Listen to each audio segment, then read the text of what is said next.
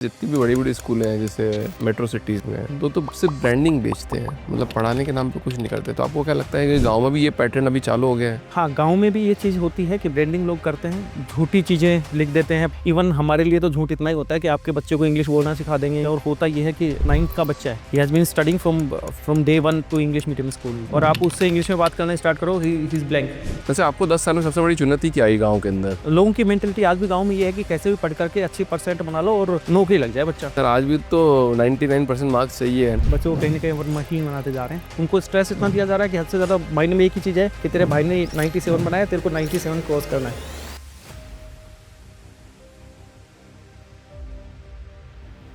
आप तो पेरेंट्स से मिले होंगे, 750 स्टूडेंट आज भी 10 सालों से काम कर रहे हो। क्या पेरेंट्स वास्तव में टाइम देते हैं, बच्चों पर फोकस करते हैं? तो गाँव में तो ये होता है कि साहब हमने तो आपको पैसे दे रहे हैं इसीलिए दे रहे हैं। मतलब वो ये सोचते हैं कि हमने पैसा खर्च किया तो मेरा बच्चा कुछ बन जाएगा। आज भी गाँव का सपना यही है कि डॉक्टर और इंजीनियर बनना है? सर मैं तो कोशिश कर रहा हूँ कि चेंज होना चाहिए, लेकिन अनफॉर्चुनेटली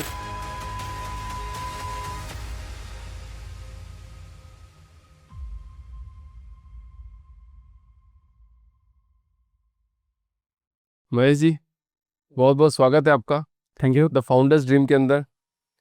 एजुकेशन सेक्टर जैसे ही आता है तो ऑडियंस गैस कर लेती है कि अभिषेक बहुत एक्साइटेड हो जाता है, और एजुकेशन क्योंकि उसके दिल के बहुत करीब है और वो भी कुछ करना चाहता है एजुकेशन के सेक्टर में, तो ऑडियंस ऑटोमेटिकली गैस कर लेती मेरी। मैं जानना चाहता हूँ महेश जी, आप एजुकेशन के सेक्टर में क्यों आए? ऐसा क्या आपको जुनून लगा कि मुझे एजुकेशन सेक्टर में ही कुछ करना है लाइफ में? इसकी सबसे बड़ी बात तो ये है कि मैं पहले तो खैर एजुकेशन सेक्टर में नहीं आता था, लेकिन जब मैं एमबीए कर रहा था पुणे से, मैंने इंदिरा से की। इंदिरा से जब मैंने एमबीए करना स्टार्ट किया तो उस टाइम में मेरे बहुत सारे हर्डल्स आए। पहले इंग्लिश को लेकर के, क्योंकि हम राजस्थान के थे और इंग्लिश की अगर बात करें तो भाई वो भी हिंदी मीडियम से, तो ग्रामर तो बहुत अच्छी थी। मैंने रेन एंड मार्टिन पढ़ी थी उस टाइम में, तो ग्रामर मेरी अच्छी थी। मैं सोचता था कि मैं अच्छा इंग्लिश बोलता हूँ, लेकिन मेरा पहला दिन जैसे था, इंट्रोडक्शन स्टार्ट हुआ, तो मेरे अच्छे से याद है कि टीचर सबको बोल रहे थे इंट्रोडक्शन के लिए, मैं खड़ा हुआ तो मैंने बोला hi my name is Mahesh and the teacher asked me pardon what's your name, my name is Mahesh, can you spell out your name, I said my name is Mahesh, he said spell out name, I said MEHESH, your name is Mahesh not Mahesh. तो मेरा बिल्कुल दिमाग घूम गया यार, मेरे पापा ने मुझे महेश बोला, अब महेश कैसे हो गया? तो श और श की जो गड़बड़ थी राजस्थान की, वो पहले दिन ही दिमाग खराब कर दिया। उसके बाद में दूसरी चीज़ स्टार्ट होगी, पापा कॉलेज में थे, तो वो बोला करते थे, गाँव में जैसे होता था, भाई कॉलेज जा रहा हूँ, college. So I said I did my college, वो फिर गड़बड़। तो ऐसे बहुत सारे जो मुझे हर्डल्स मिले। फिर मैंने हालाँकि कुछ फोनेटिक क्लासेस भी ली और चेंजेज़ किए। उसी टाइम मैंने सोच लिया कि नहीं यार, अब कोटपुतली में जाके मुझे एमबीए के बाद में एजुकेशन लाइन पे ही काम करना है। तो मैंने उसी दिन डिसाइड कर लिया था कि एजुकेशन में ही मुझे काम करना है और मुझे कम से कम इंग्लिश पे तो बहुत काम करना है। वाह, मतलब एक छोटी सा इंसिडेंट भी मतलब कितनी बड़ी चीज कर देता है। मतलब जो आपने आज से 10 साल पहले स्टार्ट किया होगा तो डिसाइड कर लिया था और उस टाइम मेरे दोस्तों ने मुझे चैलेंज किया था कि झूठ बोल रहा है, और मेरी वीडियो बनाई थी। उस टाइम 2 मेगापिक्सल कैमरा होता था। बोला तू झूठ बोल रहा है, तू ऐसे ही बोल रहा है। मैं वीडियो बनाने दे, तेरी मज़ाक बनाएँगे। मैंने कहा 10 साल के अंदर मैं एजुकेशन सेक्टर में होऊँगा, कोटपुतली में जाऊँगा मैं, वहीं काम करूँगा।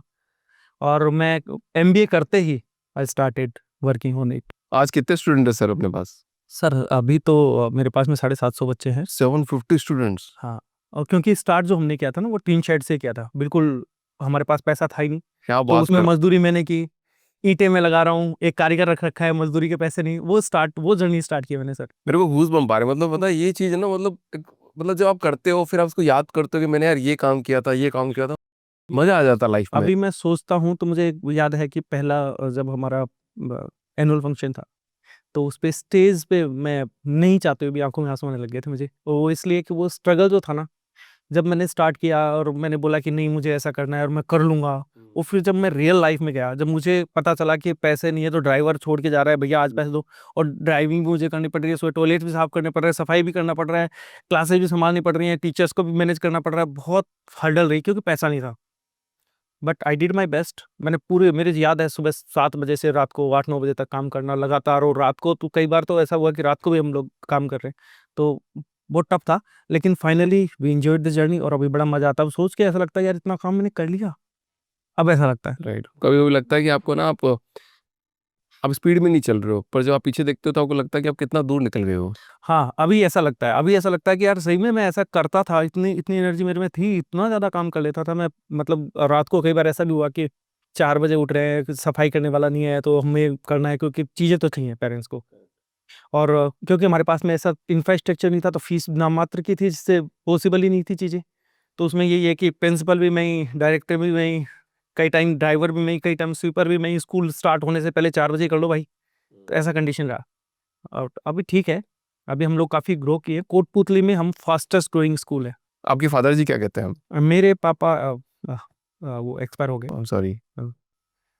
बट मेरे ख्याल से अगर वो आज होते तो बहुत खुश रहते कि हाँ, मेरे बेटे ने कुछ किया, कुछ अच्छा किया। मतलब मुझे एक साथ बात बताओ सर, जितनी भी बड़ी बड़ी स्कूल हैं जैसे मेट्रो सिटीज़ में, तो सिर्फ ब्रांडिंग बेचते हैं, मतलब पढ़ाने के नाम पे कुछ नहीं करते। तो आपको क्या लगता है कि गाँव में भी ये पैटर्न अभी चालू हो गया है? देखिए, अगर अपन ये कहें कि सिर्फ ब्रांडिंग बेचते हैं, तो भी मेरे ख्याल से ऐसा तो नहीं है। ब्रांडिंग करना ज़रूरी भी है, कुछ लोग ब्रांडिंग भी बेचते हैं, ऐसा भी है, लेकिन सभी को कहना तो गलत होगा। हाँ, गाँव में भी ये चीज़ होती है कि ब्रांडिंग लोग करते हैं, झूठी चीज़ें लिख देते हैं, पम्पलेट्स बातें, उसमें बहुत सारी ऐसी झूठी बोलते हैं जो होती नहीं है।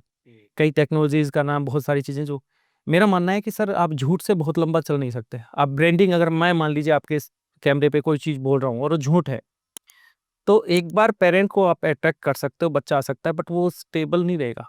पता चलेगा फिर कैसे चलेगा, और कितना बेवकूफ़ बना लोगे आप। मतलब किस तरह के पैम्पलेट होते हैं गाँव के अंदर? क्या बोलते हैं? मतलब एआई सिखा देंगे या फिर आपको फ्यूचर रेडी रोबोटिक्स से? एआई, रोबोटिक्स तो बहुत दूर की बात है। अगर मैं मेरी जगह पे बात करूँ तो हमने स्टार्ट की है। कोटपुतली भैरव डिस्ट्रिक्ट बन गया अब। और मुझे जहाँ तक है कि मेरी स्कूल है जिसने एआई और रोबोटिक्स स्टार्ट किए। ये तो बहुत दूर की बात है, इस तरह के तो झूठ नहीं। इवन हमारे लिए तो झूठ इतना ही होता है कि आपके बच्चे को इंग्लिश बोलना सिखा देंगे, इंग्लिश बोलेगा आपका बच्चा। और होता ये है कि हमारे एरिया में तो 9th का बच्चा है, he has been studying from day 1 to English medium school, और आप उससे इंग्लिश में बात करना स्टार्ट करो, he is blank, he is not able to understand. तो मेरे को लगता है कि फिर काहे की इंग्लिश मीडियम, अगर बच्चा 7th-8th स्टैंडर्ड तक लगातार पढ़ रहा है, मैं मानता हूँ घर में एनवायरनमेंट नहीं है, लेकिन स्कूल में आप इंग्लिश मीडियम में भेज रहे हो और वो अच्छा इंग्लिश समझ नहीं पा रहा है, बोल नहीं पा रहा है, तो फिर कौन से इंग्लिश मीडियम स्कूल है? That doesn't make any sense. अच्छा, गाँव की स्थिति क्या है? मतलब अभी भी, मतलब जैसे अभी शहरों की स्थिति अलग है, शहरों की स्कूलें अलग है, गाँव की स्थिति क्या है?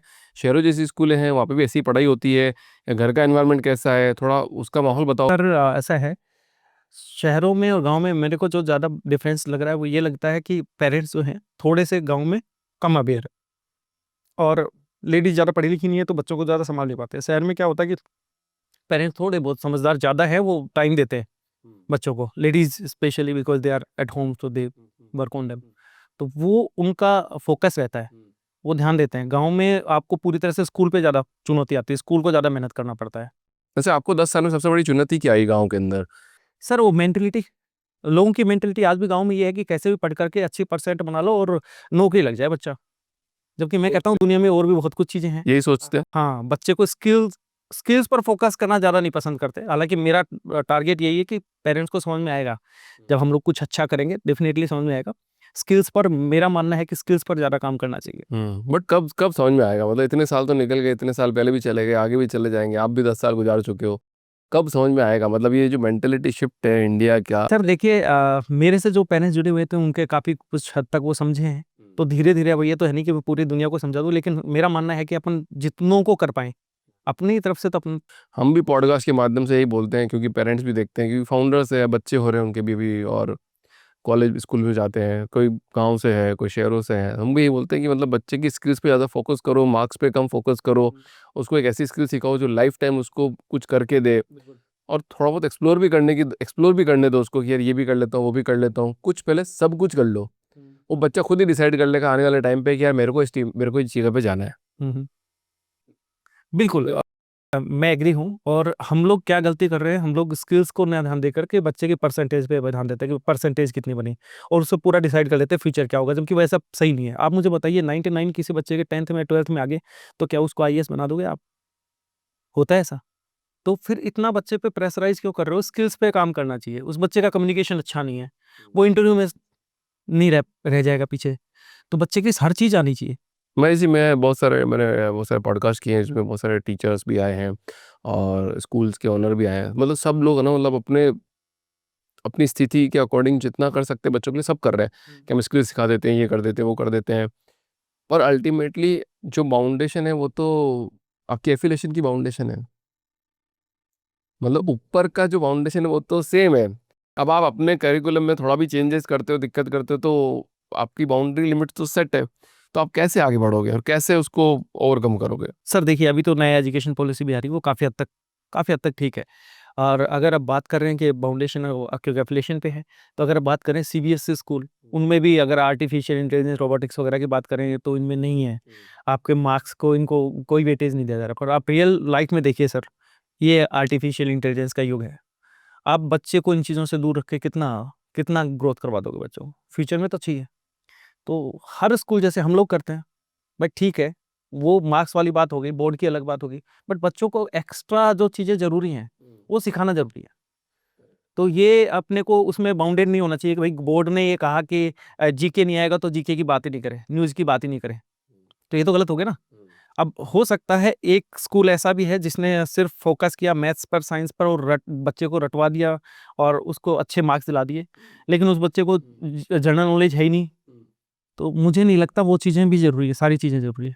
करेक्ट। अच्छा, अपने टाइम पे तो कुछ टाइम पहले तक तो मोबाइल वगैरह सब बैंड थे, डिजिटल क्लासेस भी नहीं हुआ करती थी। बट आज के टाइम अगर देखा जाए तब भी डिजिटल क्लासेस कम ही हो रही है, प्लस मोबाइल भी बैन कर रखे हैं।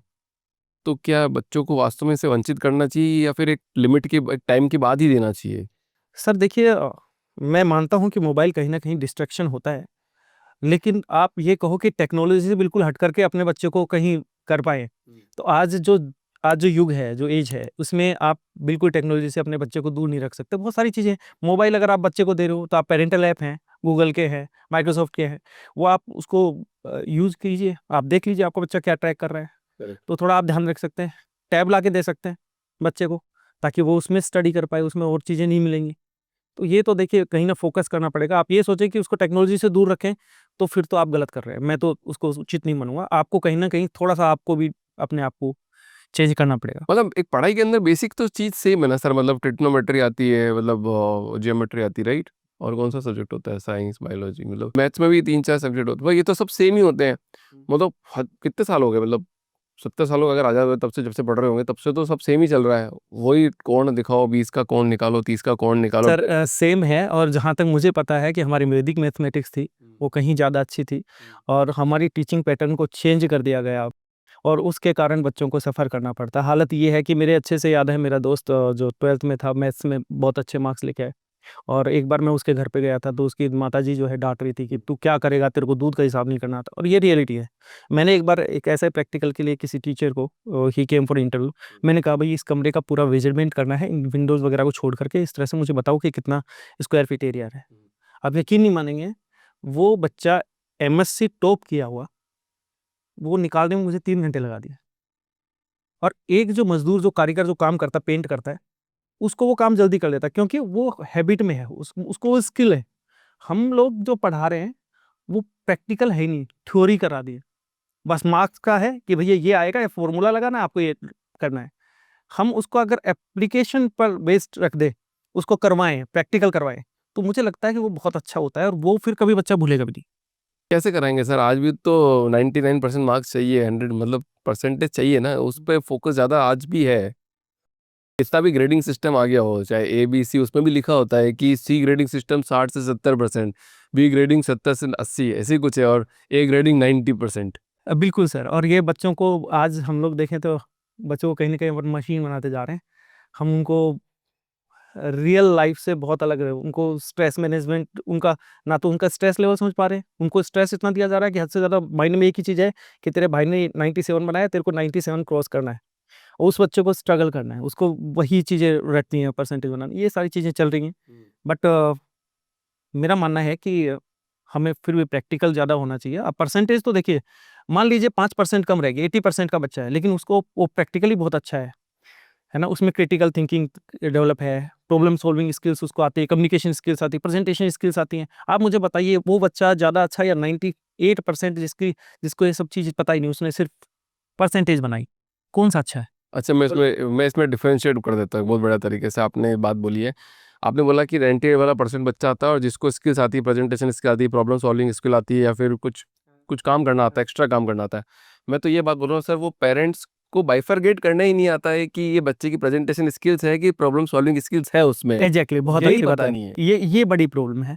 तो ये सर देखिए, कहीं ना कहीं पेरेंट्स को भी अवेयर होना पड़ेगा कि वास्तव में हम बच्चे को समझे कि मेरा बच्चा क्या है, वो किस चीज में अच्छा है, और उसको अगर अपन फोकस करें उस स्किल, उस पर्टिकुलर स्किल पे फोकस करें, तो बच्चा हर हर फील्ड में बहुत सारा कुछ है। पर आप सच्ची बताना, मतलब एक बात, आप तो पेरेंट्स से मिले होगे, 750 स्टूडेंट आज भी 10 सालों से काम कर रहे हो, क्या पेरेंट्स वास्तव में टाइम देते हैं, खुद के काम पे फोकस करते हैं, खुद की जिंदगी फोकस करते हैं कि बच्चों पे फोकस करते हैं? सही सही जवाब देना। ये सबसे बड़ी डिलेमा है आज के टाइम में। हम कई बार करते हैं, बहुत सारे पेरेंट्स तो गांव में तो ये होता है कि साहब हमने तो आपको पैसे दे रहे हैं इसीलिए दे रहे हैं, मतलब वो ये सोचते हैं कि हमने पैसा खर्च किया तो मेरा बच्चा कुछ बन जाएगा। और ये मेंटेलिटी सबसे बड़ी बेवकूफ़ी, क्योंकि पैसे से हम किसी बच्चे को बना नहीं सकते। तो ये चीज़ है, मैं एग्री करता हूँ। लेकिन पेरेंट्स को अभी थोड़ा चेंज होना पड़ेगा, बच्चों के बारे में सोचना, टाइम स्पेंड करना पड़ेगा, बच्चों को समझना पड़ेगा। और टीचर से भी बात करें तो सिर्फ ये बात नहीं करें, होता है क्या है कि सब इतने परसेंट रह गए, ये नंबर कम आ गया। इससे ज़्यादा बात ये होनी चाहिए कि मेरा बच्चा कैसा है, एक्टिविटीज़ में कैसा है, क्या कर रहा है, तो वो क्लास में शिष्टाचार उसका कैसा है, मेरा एक फ्रेंड है, वो ऐसी बातें करते रहते हैं, तो बोला कि पेरेंट्स टीचर मीटिंग में गए, बोला कि, तो टीचर ने बोला कि अच्छा सब कुछ सही है बट थोड़ा लिखता स्लो है। अरे क्या हो गया, लिखता स्लो है तो थोड़ा सी आप 1-2 मिनट एक्स्ट्रा दे दोगे तो क्या फ़र्क पड़ेगा, आप उसको घर पे प्रैक्टिस कराओ। और बच्चों से पीछे रह जाता है। अरे आप तो पहले ही कंपैरिजन डाल दिया कि वो पीछे रह जाता है। अगर आपने उस बच्चे को बोल दिया कि यार तू लिखता स्लो है, तू पीछे रह जाएगा, तो वो उसके दिमाग में हमेशा बात रह जाएगी, क्योंकि वो जो देखते समझते काम ही खत्म। लेकिन अभी ये स्कूल्स और टीचर्स को भी समझना पड़ेगा कि हम लोग बच्चे को इस तरह से सिर्फ परसेंटेज पर, सर स्कूल के पास में भी आज परेशानी है, क्योंकि हर स्कूल को दिखाना होता है मेरी परसेंटेज कितनी रही। ये मार्केटिंग हो गई। मेरा मानना है कि ये ठीक तो नहीं है, लेकिन ये रियल लाइफ यही है। तो स्कूल्स जानते हुए भी ये करती है कि कैसे भी करके बच्चे के परसेंटेज पे ज़्यादा फोकस की जाए। बहुत सारी स्कूल्स होती है जो 8 तक तो उनको गेम्स कराते हैं बच्चों को, उसके बाद में बोले कि भई नहीं, अब बोर्ड आने वाला है, अब आपको पढ़ाई करना है, अब तो परसेंटेज पे ध्यान दो। तो वो कहीं न कहीं मुझे लगता है कि इतना सही नहीं है। अच्छा, अभी तो एआई का दौर आ गया, कुछ भी पूछ लो आप, तो मतलब जैसे कुछ याद करने की जरूरत नहीं है आपको ज़्यादा, अगर आपको लग रहा है कि प्रॉब्लम सॉल्विंग सिखाना ज़्यादा इंपॉर्टेंट है राइट नाउ, या फिर वो जो सिस्टमेटिक प्लान चल रहा है पढ़ने का, वो सिखाना ज़्यादा इंपॉर्टेंट? सर मेरे को लगता है कि प्रॉब्लम सॉल्विंग सिखाना ज़्यादा ज़रूरी है। क्योंकि देखिए अभी आपको कुछ भी करना है, कुछ क्रिएट भी करना, बहुत सारी चीज़ें, आर्टिफिशियल इंटेलिजेंस इतना ग्रो कर गया और भी ज़्यादा करेगा। बच्चों को एप्लीकेशन सिखा देंगे तो वो कर लेगा। प्रॉब्लम सॉल्विंग तो बहुत ज़रूरी है, चाहे पर्सनल लाइफ में देख लें आप। करेक्ट। क्योंकि आप इनको डील नहीं कर सकते, प्रॉब्लम्स को डील नहीं कर सकते, आपको स्ट्रेटजीज़ अच्छे से ज़्यादा नहीं पता, कि आप क्रिएटिव थिंकिंग नहीं है आपकी, तो आप फेल हो जाओगे।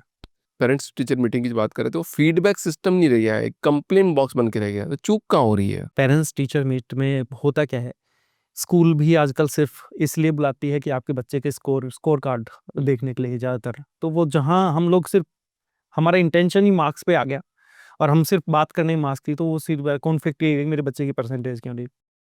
मेरा मानना है कि स्कूल को बात करनी चाहिए, और ये देखिए दोनों का काम है।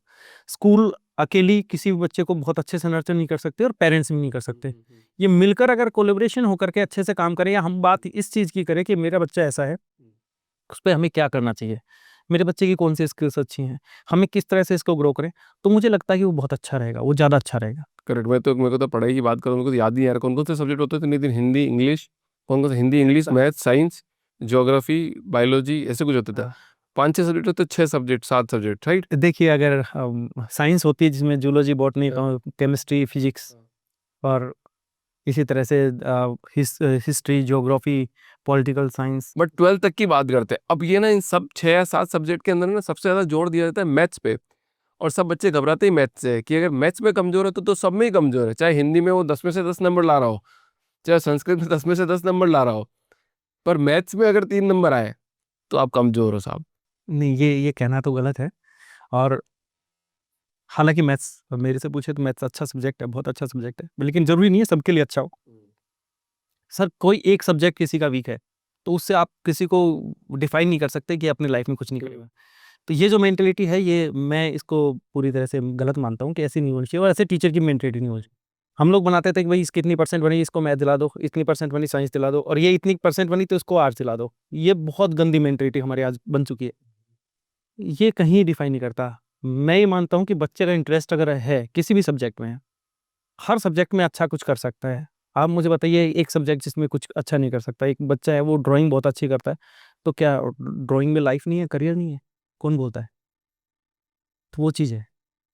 तो मेरे ख्याल से हम बिल्कुल हमें मोटिवेट ज़रूर करना चाहिए कि भाई ये सब्जेक्ट भी पढ़ो, क्योंकि 10th तक तो बेसिकली कोर सब्जेक्ट होते हैं, थोड़ा बहुत जानकारी तो होनी चाहिए।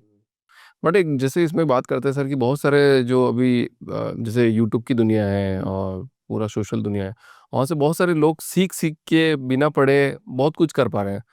तो स्कूल की एक्चुअली कितनी ज़रूरत है? स्कूल जाना मतलब कितना कंपलसरी एक बच्चे के लिए? सर देखिए, अब आप यूट्यूब की बात करें, यूट्यूब में बहुत सारा कंटेंट है, नो डाउट, और बहुत अच्छे-अच्छे टीचर, बहुत सारी चीज़ें, आपको जो चाहिए वो मिल जाएगा। लेकिन सही कंटेंट चुनना, उस वो टाइम देना पड़ेगा आपको कि सही कंटेंट क्या है। दूसरी बात सर, आप वहाँ पढ़ तो लोगे, वहाँ आपको नॉलेज तो आ जाएगा कि भैया ये सब्जेक्ट ये है, पर आप टीम वर्क कहाँ सीखोगे? प्रोजेक्ट्स कौन दे रहा है आपको? आप रियल लाइफ स्किल्स कहाँ सीखोगे? स्कूल का काम सर पढ़ाना नहीं है, सिर्फ बुक्स पढ़ाना और मार्क्स दिलाना है ही नहीं। स्कूल का काम है सर ओवरऑल ग्रूमिंग करना। वो ओवरऑल ग्रूमिंग से तो बच्चा रह ही जाएगा, वो टीम वर्क तो करेगा ही नहीं, वो तो रूम में है, बट वो मैं इस सोशल होगा ही नहीं। बट मैं इस बात पे बिलीव नहीं करता हूँ सर, मतलब जैसे कि क्यों नहीं करता हूँ, क्योंकि स्कूल में तो आपको सुबह बिठा देते हैं 7 बजे और 3 बजे छोड़ते हैं। एक के बाद एक टीचर आएगी, एक के बाद एक टीचर आएगी। आधे घंटे के उस पीरियड के अंदर आपको एक्टिविटी अगर आप कराओगे तो आई थिंक थोड़ा तो मुश्किल है सर।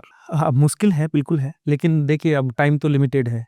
गवर्नमेंट भी फिक्स टाइम देती है कि भाई 6 घंटे की स्कूल लगनी है, तो उसमें सब कुछ करना है। लेकिन मेरा मानना है फिर भी स्कूल में जब जाते हैं, दोस्त मिलते हैं, आस-पास फ्रेंडशिप होती है, फिर कुछ टीचर्स अगर सिर्फ़ पढ़ा कर के जा रहे हैं, तो मुझे लगता है इतना अच्छा नहीं है। लेकिन अगर प्रोजेक्ट दे रहे हैं, कुछ प्रोजेक्ट दे रहे हैं, कुछ टास्क दे रहे हैं, तो उससे टीम वर्क भी बच्चा सीखता है, स्किल्स भी सीखता है, खुद की प्रेजेंटेशन स्किल्स भी सीखता है। जब उसको बोला जाता है कि भैया आपको ये प्रोजेक्ट तैयार करना है और आपको बोलना है क्लास में, तो वो बच्चा स्किल्स सीखता है।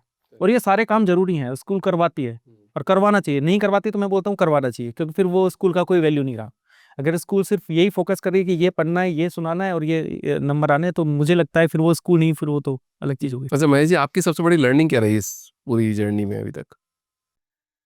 लर्निंग तो ये है सर कि लगे रहो, रिज़ल्ट आते रहेंगे, अगर मेहनत करेंगे तो। आपका क्या ऑब्जेक्टिव, आप क्या चाहते हो ज़िंदगी से कि मतलब मैं ये करना चाहता हूँ? सर मैं कुछ नहीं, मैं ये चाहता हूँ कि मेरे जो बच्चे पढ़ रहे हैं आज, वो हर फ़ील्ड में कुछ बड़ा नाम करें, वही मेरे लिए सक्सेस होगा। तो अगर आप कहें कि अभी मैं कोई सक्सेस हूँ, तो अभी तो 1% भी नहीं, क्योंकि मेरे बच्चे भी 12th कर रहे हैं, कोई ग्रेजुएशन कर रहे हैं। अच्छा, आप आपके टीचर से मिले हो आज तक वापस? हाँ, बिल्कुल मिलता हूँ। आप एक्सेप्शन हो फिर तो सर। क्योंकि आप बताओ, सही बताना कि इतने मतलब जब बच्चा निकल जाता है स्कूल से, कॉलेज से, तो क्या वो टीचर को याद भी रखता है? सर सही है, लेकिन मेरा मानना है कि कोई टीचर अगर वास्तव में डेडिकेटेड होता है और सही सलाह देता है, आप भी 100% आपको हो सकता है 100 टीचर्स ने पढ़ाया हो, लेकिन 1-2 टीचर ऐसे ज़रूर होंगे जिनको आप दिल में रखते हो, और ये होता है। तो मेरे भी ऐसे हैं, मैं सभी टीचर्स की बात नहीं कर रहा हूँ, पर जो 1-2 टीचर्स जिन्होंने मुझे अच्छा गाइड किया, जो रियल में अच्छे थे लाइफ़ में, तो उनको मैं बहुत रिस्पेक्ट भी करता हूँ, उनके पास जाता हूँ, हर दिवाली पे भी जाता हूँ, मिठाइयाँ भी देता हूँ, तो अच्छा लगता है। हाँ, ये बात तो बहुत गज़ब है, दिल में रखा जाता है उनको याद, मतलब वो मानसिक छवि में तो याद रहते हैं। चाहे अपन पर्सनली मिलने जाए नहीं जाए, बट वो हमेशा याद रह जाते हैं। तो जो पॉडकास्ट देख रहे होंगे वो आज जो अगर टीचर्स की बात कर रहे होंगे तो उनको भी याद आ जाएगा कि यार हाँ, मेरे वो टीचर थे, उनसे मैं ऐसी बात करता था, ये करता था। टीचर्स के लिए क्या मैसेज है सर आपकी तरफ से? टीचर्स के लिए भी मैं ये कहूँगा कि देखिए टीचर कुछ ऐसे होते हैं जिनको सिर्फ़ मैं ये मानता हूँ पैसा अलग चीज़ हो गई। पैसा तो आप किसी भी फ़ील्ड में आप काम करेंगे तो पैसा मिलेगा, ऐसी बात नहीं है। पैसा अलग चीज़ है, पैसा आएगा, लेकिन बात ये है कि हम अगर टीचर हैं तो हमारा उद्देश्य ये होना चाहिए कि बच्चों ग्रो करें, बच्चे सीखें, हमारे से पढ़े हुए बच्चे आगे जाएँ, तो वो टारगेट होना चाहिए। ये नहीं कि पैसा तो फ़ीस आती है तो सैलरी भी मिलेगी, आप अच्छा काम करेंगे, जितना अच्छा काम करेंगे उतनी अच्छी सैलरी होती जाएगी, कोई बड़ी बात नहीं। आज भी गाँव का सपना यही है कि डॉक्टर और इंजीनियर बनना है, या चेंज हो गया है थोड़ा? सर मैं तो कोशिश कर रहा हूँ कि चेंज होना चाहिए, लेकिन अनफॉर्चुनेटली अभी चेंज नहीं हुआ। अभी वही सीन है कि बच्चे को अच्छे परसेंट बन के भेज देते हैं, एक अच्छे इंस्टीट्यूट में सीकर भेज देते हैं, कोटा भेज देते, बस नीट और आईआईटी, इसके अलावा कुछ नहीं। अगर बच्चा इंटेलिजेंट है तो। रियल लाइफ में ऐसा कुछ है नहीं, आप भी जानते हैं सर कि बहुत सारी ऐसी फील्ड्स हैं जिनके बारे में पता ही नहीं, पर इसमें इग्नोरेंस कह सकते हैं कि गांव के लोग इग्नोरेंट हैं, उनको पता ही नहीं है कि फील्ड्स क्या-क्या है या कौन-कौन से क्या-क्या वो उनके बच्चे अडॉप्ट कर सकते हैं, कहाँ जा सकते हैं। तो ये एक है, धीरे-धीरे उनको पता चलेगा, चेंजेज़ होंगी चीज़ें। आपसे बात करते हैं ऐसा लग रहा है सर आप बहुत स्ट्रगल भरी लाइफ से उठ के आगे आए हैं। सबसे बड़ा चैलेंज क्या रहा आपकी लाइफ में? सर चैलेंज तो यही था कि मैं हिंदी मीडियम से पढ़ा, सरकारी स्कूल में। तो हिंदी मीडियम वाले इंग्लिश तो पहले ही नहीं जानते, और फिर इंग्लिश सीखी, एमबीए करने चले गए कि भाई कुछ करना है। फिर बाद में माइंड में आया कि नहीं, अभी तो गांव में जाना है, एजुकेशन पे ही काम करना है। क्योंकि एक चीज़ तो बिल्कुल क्लियर थी कि आप जब काम करते हैं तो कोई भी काम कीजिए आप सर, अगर आप काम कर रहे हैं तो भूखे तो नहीं रहेंगे, अपने बच्चों को पाल ही सकते हैं। तो मैं फिर इतना अफ्रेड नहीं करता हूँ कि ठीक है, मैं इतना मेहनत कर रहा हूँ तो इतना तो मुझे मिलेगा कि मेरे बच्चे को मैं पाल लूँगा। तो फिर मेरा यही था कि एजुकेशन पे ही काम करना है, क्योंकि मैं जो स्ट्रगल जो फेस की वो कम से कम पुतले के बच्चे तो नहीं करें। वाह, मतलब अपने अपने वापस रूट पे जाके और ऐसी व्यवस्था बनाना ही अपने आप में एक मिसाल है। जो मतलब मैं बता रहा हूँ सर, लाखों लोग नहीं करते, वो भूल जाते हैं कि यार चलो ठीक है, शहर में रहा रहा, मैं बाहर चला गया, अब कुछ नहीं है, और अपनी खुद की ज़िंदगी में खुद बिल्कुल, को ही मेरे पालने में दोस्त लगे। लोग बोल रहे थे कि कहाँ जंगल में चला गया राजस्थान में। जब पुणे में हम लोग पढ़ रहे थे, आज मैं मानता हूँ कि गांव में तो बहुत ही कम दोस्त गए, उनको लाइफस्टाइल मेट्रो सिटीज की अच्छी लगती है। मेरे से पूछे तो मुझे समझ में नहीं आता। मैं पुणे रहा, और मुझे फिर भी ये गांव ही मुझे अच्छा लगता है। अभी भी मैं दिल्ली आता रहता हूँ, कोई काम होते तो, पर मैं बस ड्राइव किया, दिल्ली आया, शाम को घर। अच्छा, क्यों लगता है गांव की लाइफ और मेट्रो लाइफ में क्या डिफरेंस है? सर बहुत पॉल्यूशन, मुझे तो समझ में नहीं आता, सर दर्द हो जाता है। मैं तो मेरी बता रहा हूँ, मुझे शांति चाहिए, गांव में बहुत शांति है सर, शुद्ध हवा है, ऑक्सीजन है। तो मेरा मानना है कि गांव से अच्छा कुछ है ही नहीं। शहर में आते ही ऐसा लगता है कि भागना भागना भागना है। मैं भी मेरे कभी गांव जाता हूँ तो ऐसा लगता सबसे गंदा ट्रैफिक में फंस जाओ, तो आपकी गाड़ी 1 घंटे तक वो ट्रैफिक में फंसी हुई है तो दिमाग, गांव में ऐसा पंगा नहीं है। है। अच्छा, इस पॉडकास्ट का एक लास्ट मैसेज आपके गांव के पेरेंट्स के लिए, उन तक बात पहुंची जाएगी कहीं ना कहीं पे, कि उनकी मेंटेलिटी में कैसे शिफ्ट लेके आया जाए? मेरा मानना है कि बच्चों पे थोड़ा सा अपन लोग फोकस करें, बच्चों पर ध्यान भी दें कि उसकी एक्टिविटी क्या है, और कभी टीचर से मिलें, उनसे बात करें कि मेरे बच्चे का टैलेंट क्या है, किस चीज़ में है, और उस टैलेंट पे काम करेंगे तो मुझे लगता है हर बच्चा यूनिक होता है सर, कोई भी बच्चा कम नहीं होता, और रिजल्ट 100% सही आते हैं जब हम अच्छा काम करते हैं। और बुक से अलावा हमको बहुत सारी जो स्किल्स मैं बता रहा हूँ, time management, problem solving, critical thinking, presentations, और बहुत सारी ये स्किल्स पर हम लोग साथ में काम करते आप तो बोल रहे थे आप अच्छे स्पीकर नहीं हो। हैं। नहीं बिल्कुल, मैं क्योंकि ये फर्स्ट पॉडकास्ट है, और मैं सीरियसली अच्छा स्पीकर नहीं हूँ, क्योंकि मैं काम पे फोकस करता हूँ, मुझे स्कूल चलाना आता है बस। करेक्ट, बट अपनी बात कहना आपको आता है अच्छी तरह से। Thank you so much. तो thank you so much sir for coming in this podcast, और I wish you all the best. आपके 750 स्टूडेंट से हम्म 5-6 हज़ार स्टूडेंट जल्दी हो, और गांव का नाम और ज़्यादा रोशन करें, ज़्यादा से ज़्यादा बच्चे वहाँ से निकले, एजुकेटेड होकर निकले, यही कामना करते हैं हम लोग इस पॉडकास्ट के माध्यम से। और ये पॉडकास्ट आपके गांव के लोगों तक थोड़ा आप भी हेल्प कीजिएगा, वहाँ तक पहुँच जाए, ताकि अपनी बात वहाँ पे भी पहुँच जाए कि पेरेंट्स को सिर्फ और सिर्फ मार्क्स पे ध्यान नहीं देना है, अच्छे स्किल्स पे ध्यान देना है, और करियर सिर्फ इंजीनियर और डॉक्टर का ही नहीं बनता है, बाकी लोगों का भी बनता है। बिल्कुल। बहुत बहुत धन्यवाद। Thank you.